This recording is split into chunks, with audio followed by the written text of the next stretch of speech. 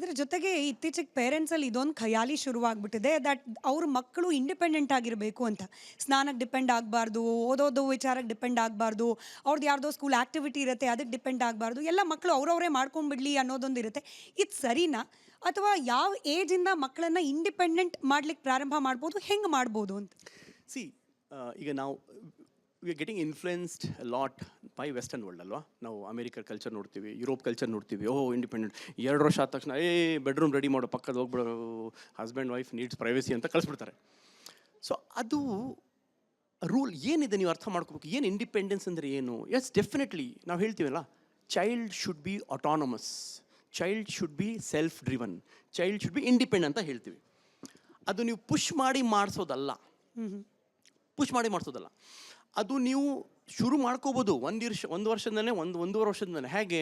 ಮಗು ಆಡ್ತಾಯಿದೆ, ಓಡ್ತಾಯಿದೆ, ಬಿದ್ದೋಯ್ತು.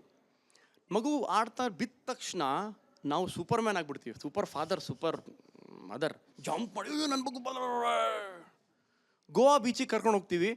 ಅಲ್ಲಿ ಸ್ವಲ್ಪ ಒಂದು ಟೈಡ್ ಚಿಕ್ಕದು ಬಂದರೆ ಅಮ್ಮಮ್ಮಿ ಅಂತ ಓಡ್ಬಿಡ್ತೀವಿ ಮೂಲೆಗೆ. ಸೊ ಇದು ನಾವೇ ಭಯ ಹಾಕಿ ಹೆದರ್ಸಿ 2 ನಿಮಿಷ ಕುತ್ಕೊಳ್ಳಿ. ಮದರ್ ಇಂಡಿಯಾ, ಫಾದರ್ ಇಂಡಿಯಾ, ಏನೂ ಆಗಲ್ಲ. ಮಗು ಬಿದ್ದಿದೆ, he will learn how to get up. 2 second ಕುತ್ಕೊಂಡು come on you can get up. ಅವ್ನು ಅಳ್ತಾನೆ, ನಿಮಗೆ ಕರೀತಾನೆ, ಅಯ್ಯೋ ನಾ ಬಿದ್ದುಬಿಟ್ಟಿದ್ದೀನಿ, ಡ್ಯಾಡಿ ಬರಬೇಕು ಅಂತಾನೆ. Come on you can get up, ಎದೋಳು ನೋಡ, ಮೋಟಿವೇಟ್ ಮಾಡಿ.